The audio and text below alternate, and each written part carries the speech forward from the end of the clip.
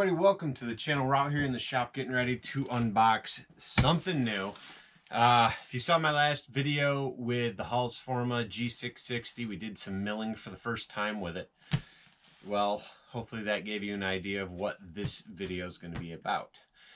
Today we're going to be taking a look at the Holzfforma G888, and I'm pretty excited about it. Be sure to give me a thumbs up, hit subscribe, and stick around because we're going to get into it. A month ago or so, I reached out to Holzfforma, got chatting with them. I was pretty happy with the G888 that I had purchased, and they actually decided to send me a G888 for review. Now, they also said they would send a 48-inch bar, a 48-inch mill, and the oiler system. And I believe that mill also comes with a winch system. Now, I'm assuming all those cool things are in this big tall box.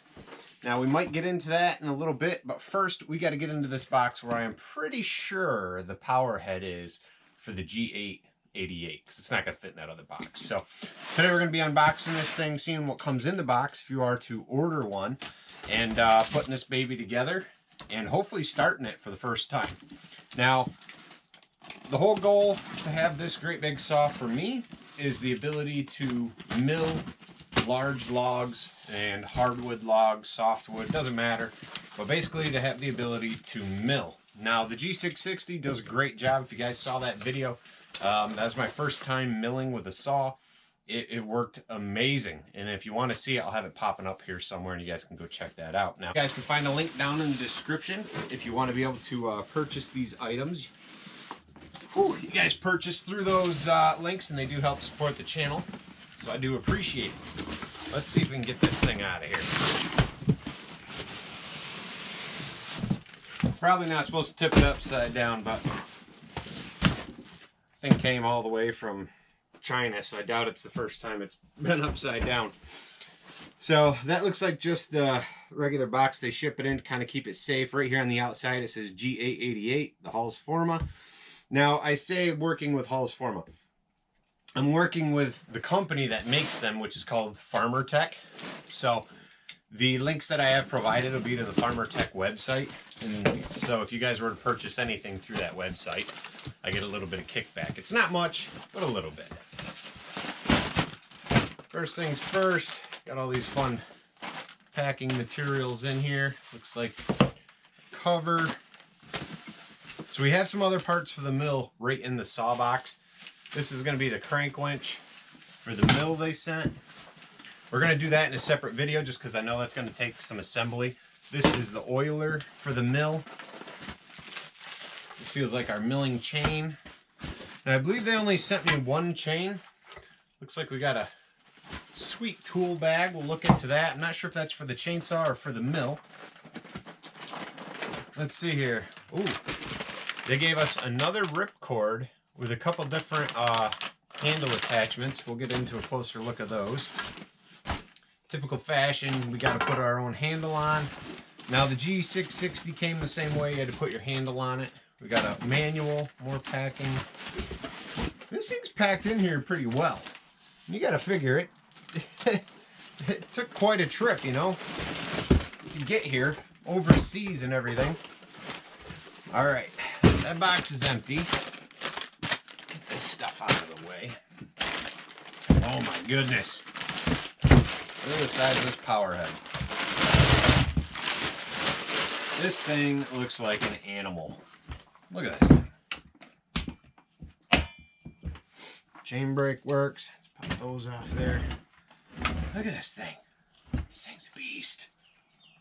A beast. Pretty excited about that. Woohoo! Oh man, you guys gotta get a close-up shot so you guys can check this out.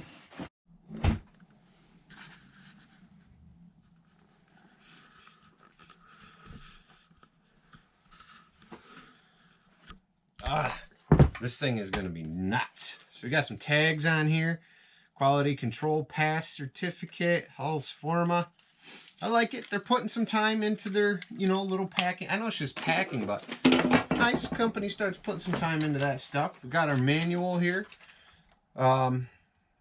Everything's pretty much together on it except our handle. this is pretty cool. So I'm starting to put together a bag that I'll be bringing with me when I do milling. And it's going to have extra parts and things like that in it as I accumulate more stuff to mill with the saw. And it looks like we'll stick this stuff right in there. So we have it with us. An extra ripcord, another handle, kind of like that big D handle. You know, maybe we'll use that in the future. We'll see. Let's see here. This has got to be our chain. And I'm jumping around. I like to open stuff. It's like Christmas, you know?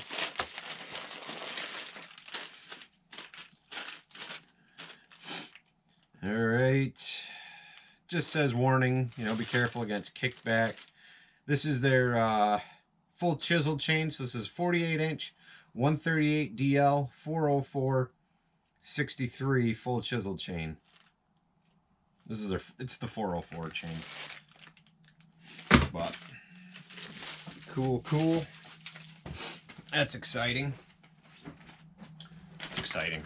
It's a chain, right? Whatever. So their chain I used to mill the other day was the 63 chain, and that worked pretty good. That was pretty decent. Kept it sharp. Did well. It's going to be our cover for the chain and the side of the bar over here. This cover. Just opening everything up, and we'll work on getting that handle together. Got a feeling the nuts I need and bolts to put this on are probably right in this bag. Nice, clean, solid cast cover. Everybody knows these as a clone saw. A lot of people downplay them and don't like them. I've seen quite a few channels running this saw, though. Running quite a few of the Farmertech Holzfforma saws, and you know, people are usually pretty darn surprised. And I mean, I'm talking professional loggers. I know everybody's used to those big name brands, but you know, these saws have these saws really seem to impress quite a few people. So I'd say don't knock it until you try it, kind of thing. You know, for the price, they're pretty affordable in the scheme of getting a saw that's 122 cc's.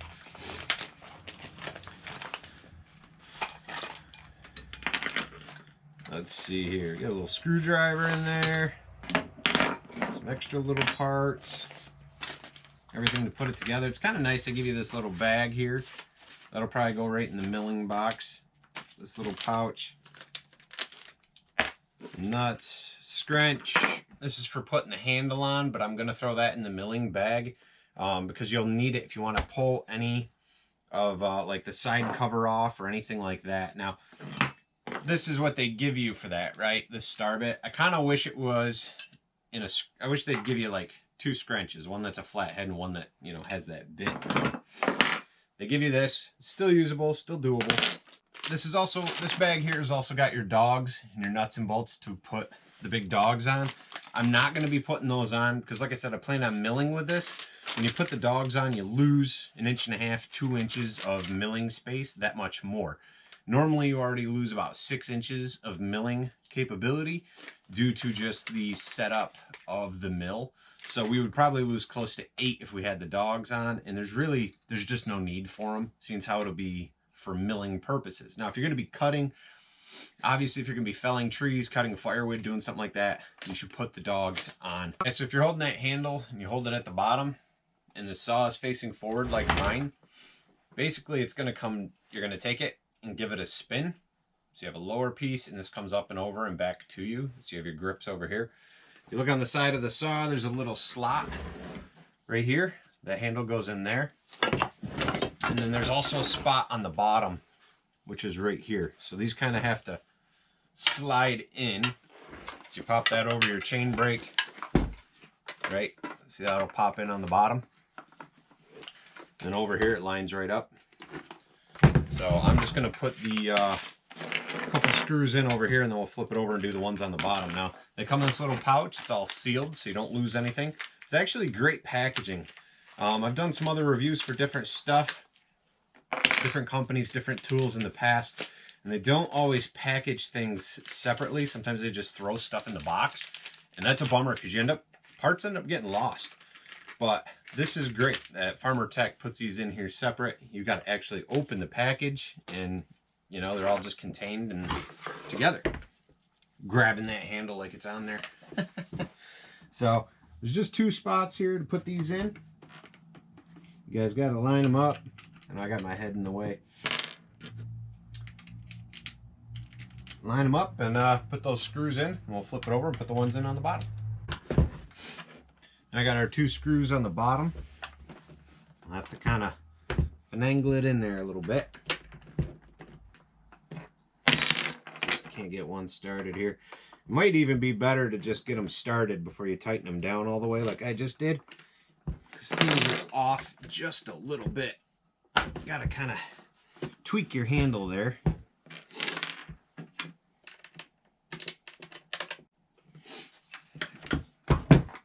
All right. So we got our handle grips tightened down. This thing's got some weight to it.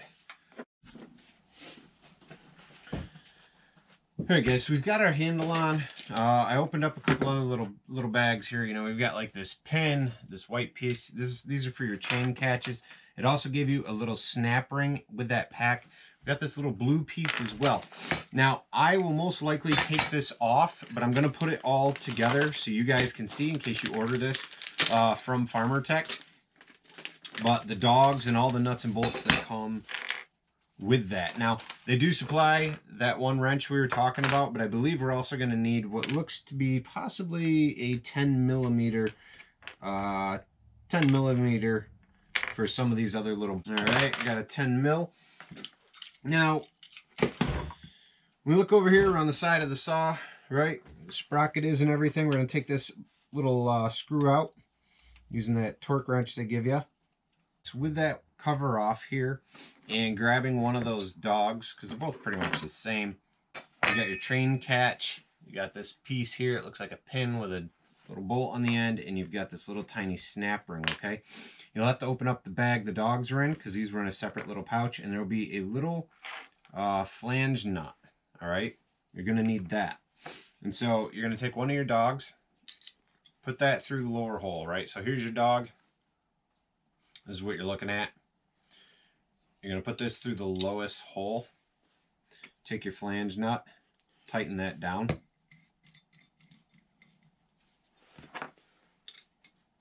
That's not 10 millimeter. That's a lot smaller. These bolts are 10 millimeter, but this one is not. So you'll have to get yourself a wrench to tighten that down. I do recommend putting some Loctite on there. The only reason I'm not is because I'm going to end up disassembling this whole little bit we're doing right now and putting it aside in a pouch so it can all lay flat. Because like I said, I'll be milling with it, but if you're going to be doing actual cutting, you should really just put the dogs on. So once that's on, and go ahead, take that plastic piece, snap that on. Grab your little baby snap ring that came in that same pouch and work it down. I'm going to use a screwdriver here and just kind of push it down so it's down within that white piece. This should be spinning freely. Okay, this should all be tightened up. You should have already put some Loctite on there, so that stays. Usually the red stuff's what you want to use. All right, so you take your dog. Here's the outside of the cover. There's some grooves there. You should be able to line it up with the holes, okay? So that white piece is sticking in toward the saw, and you're like that. Grab 2 of your bolts, or at least 1 for now. Pop it in the hole, grab one of those nuts that came with it, and it should line up and fit in that hole. Again, I'd put a little Loctite on those threads so you guys don't have to worry about this coming loose when you're cutting. If you're going to be milling, again, you know, I don't really see the need to put these dogs on. I think I'm going to lose milling space if they're on there. Once everything's tightened down, take that little plastic piece you popped out, line up the hole, pop that back in. All right, so this, we're done with this for now. Now we're going to come over here to the saw, and you're going to take a look down here on this lower end. You'll see a hole for a bolt to go in, and you'll see another hole up here for mounting as well. Grab the other dog. This would be the inner dog that mounts to the saw body in that blue plastic piece. So you're holding the dog, you're holding this blue plastic piece, you're going to pop this in and kind of slide it down. It'll cover up the lower hole. All right. Now, the lower spot for that lower bolt is already threaded right in the saw. So you're gonna take this and pop it in here. So the lower piece with the plastic fits in, and the top part of the dog goes behind the upper, okay? Kind of pop that in like that. You'll need to use your torque wrench to put these in. Now the top one, you get a bolt and a nut to put in there together. Just got to line that stuff up. Pop that through, put the nut on the back side. Put the nuts on the side the muffler's on. Because if it's on the other side, it's not going to fit. It won't fit into that hole. I'm going to grab my 10 mil, hold my nut, grab my torque, tighten everything up. That cover though, ooh, put it on backwards. Take this cover, have that flat side facing your dogs. Pop it on. Take your screw, put that back in place, tighten everything down. Now this is a great big box for a bar, right? But I do believe that within this box is the 48-inch mill they were going to have me do a review on. So for now, we'll open this and at least get the bar out so we can get that on and put the chain on. Now I'm not planning to do any actual cutting with that bar and chain, like any, you know, making any actual real cuts. The plan is to use this for milling. So we'll set it up for that, and you guys will catch a video in the future of us actually milling with it. I would assume if you were to buy the saw and buy the bar, they would come separately. You'd be in a smaller box with your bar. And this is the box the bar would come in, right? It'd probably be taped up, packed up a little bit better. I think they just threw it in there so you guys, you know, we'd be able to show you guys that. I'm gonna bring the saw over here and we're just gonna kind of take a look. It's a little bit longer than my bench here in the shop. See if we can line this bad boy up here quick. Well, the chain tensioner is too far back, so get in here, make an adjustment. Chains always hate my guts when I open them, and they're kind of a little bit of a jumbled mess. All right, so we got that chain unknotted. Take a look at it, see what's going to be the top and the bottom. Bottom side, the teeth should be cutting toward you. Just think about that when you're laying it out. If you're buying a saw like this, you should kind of know these things. This is a little bit of a beast for like a first saw.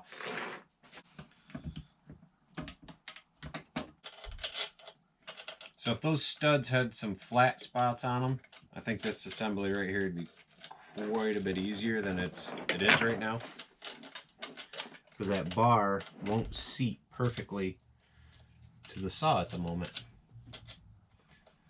Make sure everything's in the grooves. Now, my luck, this whole thing is just going to come apart anyway, but we'll see. We'll see how it goes.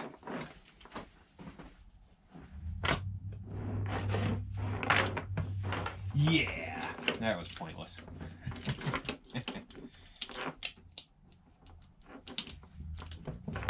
Some people would say, why not edit all this stuff out, right? Let's just show the happy smile that went together smooth and everything's going perfect. Because it's not real life, right? Let's see the struggle. See the pain in the butt. You know, because this guy doesn't run big bars very often. Let's watch him struggle with it. Because the way I see it is we'll have guys that run big bars be like, oh man, there's such an easier way. Which I'm 100% I'm sure there is. But guys like me that might be getting this for the first time to mill with and things, you're gonna have this struggle too probably. So let's have the struggle together.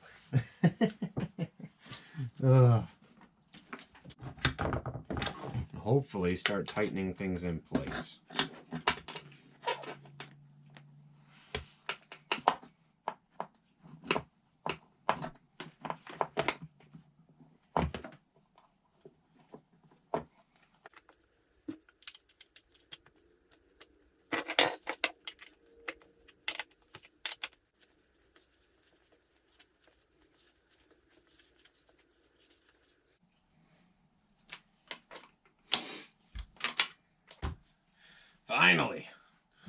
think she's together now. Boy, oh boy, this thing's... Oh, thing's an animal in the shop, you guys. Ridiculous. I love it, though. It's great. I love it. We haven't even started it yet. All right, guys, so next, we're going to go ahead and just take this thing outside and fire it up, all right? That's the plan, so stick with me here. All right, guys, so I got this out here. We got some bar oil and some fuel in it.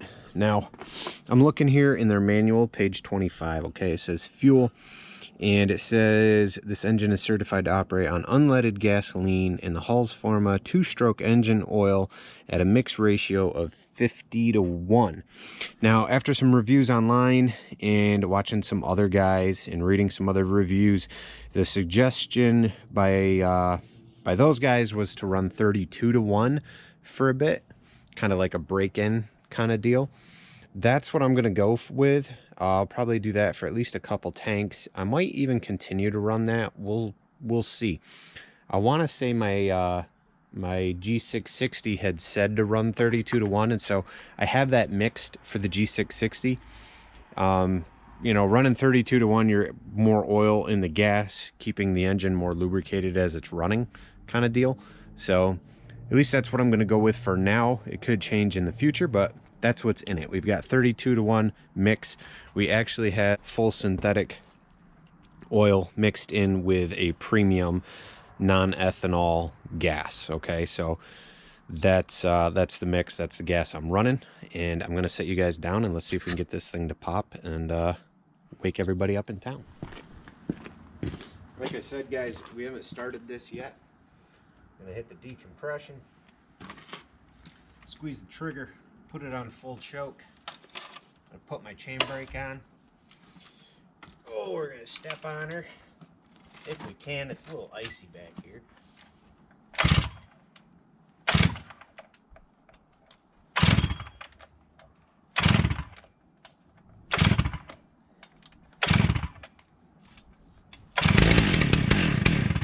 Got a pop. I'm gonna put that up to half choke, decompress again.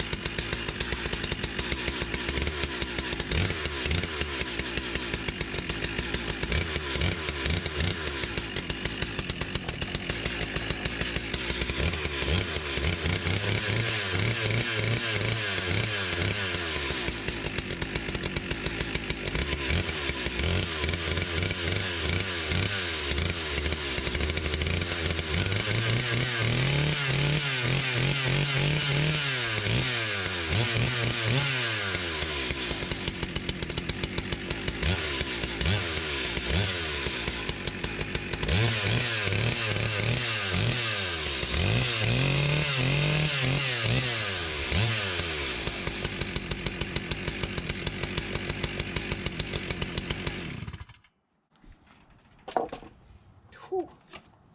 That thing's an animal. Good galley. Good galley. I can't even imagine putting a short bar on that and bucking wood. I know guys are doing it, playing around, but maybe one day. That's it though, guys. That's the unboxing, the assembly, and the first startup of my brand new Holzfforma G888. Be sure to give me a thumbs up and hit subscribe. When you guys do, hit that bell, hit all, make sure YouTube notifications are on. So listen to this. The plan is, like I've been saying, to mill with this saw.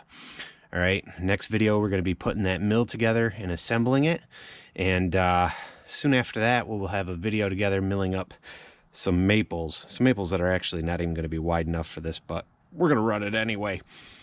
I also want to thank all of you. We are just over 15,500 subscribers, and that's because you guys hitting subscribe, liking videos, leaving me comments, and I seriously do appreciate it.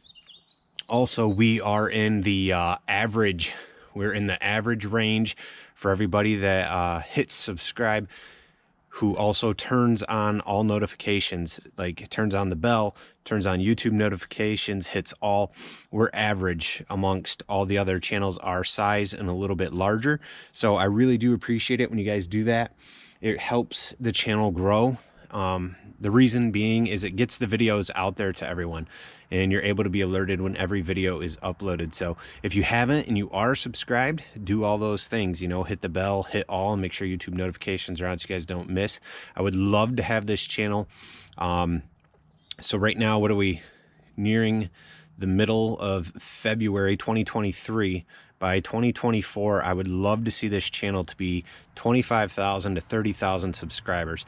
I have no idea how I'm going to do it. I can't do it. I need your guys' help. So give me a thumbs up, hit subscribe, leave me a comment. Let me know what you guys think of this saw so far. Check out some videos. I'll see you guys next time. Thanks.